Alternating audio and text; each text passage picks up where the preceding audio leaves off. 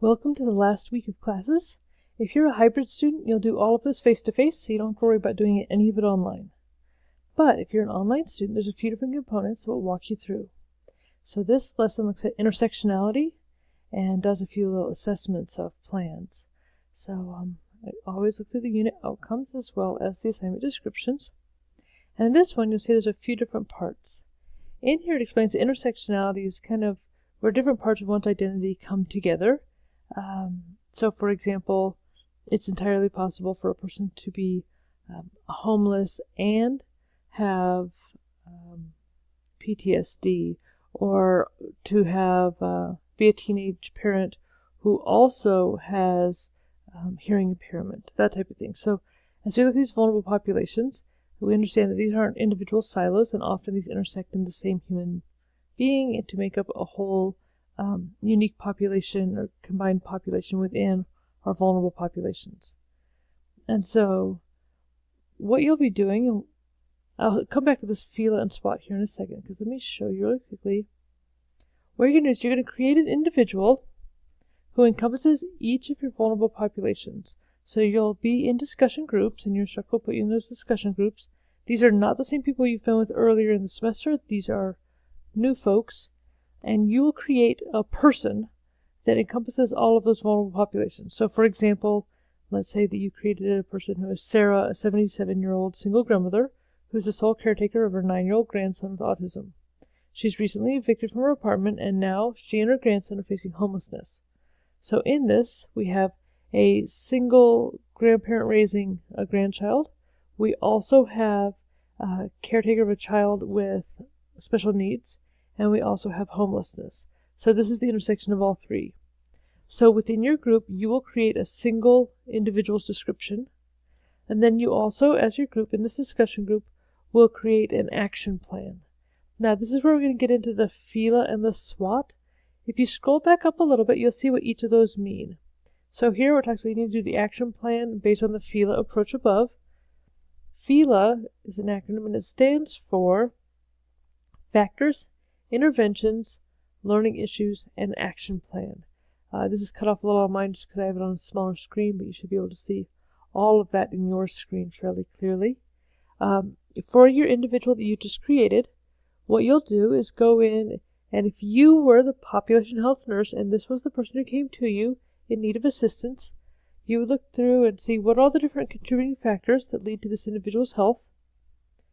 The interventions, so what are all the different resources that are possible, and where each of you are already aware of the resources available for your individual populations, you can pull from those together into what you could provide as resources for this person at the intersection.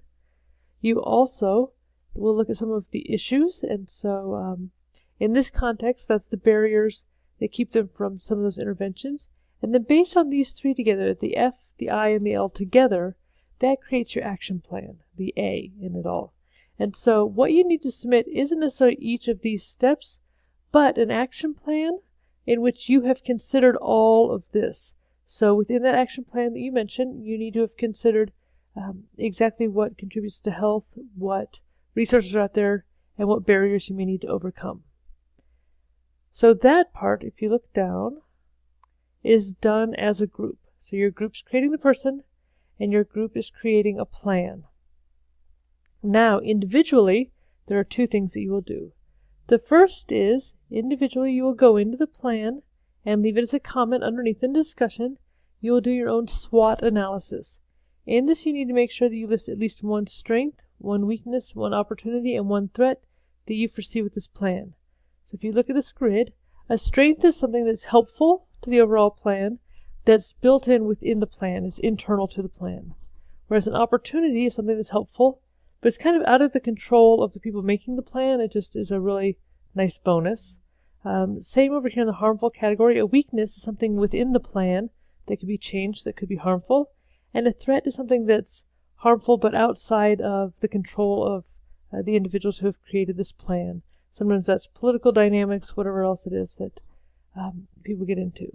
So you're going to go and list at least one strength, one weakness, one opportunity, and one threat. And those can be done as bullet points tied back to your plan. And the final thing you'll do is you're going to do an online poverty simulation and see how far you can make it through the month. When you go to this online poverty simulation, it'll take you through all these different prompts where you choose a job, you choose where you live, and you are going to work on a lot of different choices. It takes you through 30 days. You start off with $1,000, and as you play, there's different times that you get paid and different decisions you have to make. And so the goal is to make it through as far as you can to see how much money you have left at the end of the month, or at what point in the month you end up running out of money. Now what you need to do is after, and you can try this a few times until you finally have a result that you feel you're done. And then when you do that, you need to go in and write about what was your biggest takeaway from that situation or from the simulation. And this gets back into not only how far you made it, but what were some of those decisions that you had to make? Ethically, how did you feel about the decisions you made to make it as far as you did? Now, there are students who either currently or historically personally have been experiencing poverty. We have had students who have stated this is a very challenging game for them to do, a very challenging simulation, because many of the scenarios that are presented hit very close to their own personal, either past or current experiences. So if you find that incredibly challenging and incredibly personal, please reach out to your professor and let them know. Otherwise, please make sure that in that same discussion post, again, where you've created your person earlier as a group and where you've done your action plan as a group, make sure that individually you go in and you list a strength, weakness, opportunity, and threat with the plan, and then your feedback about your online poverty simulation.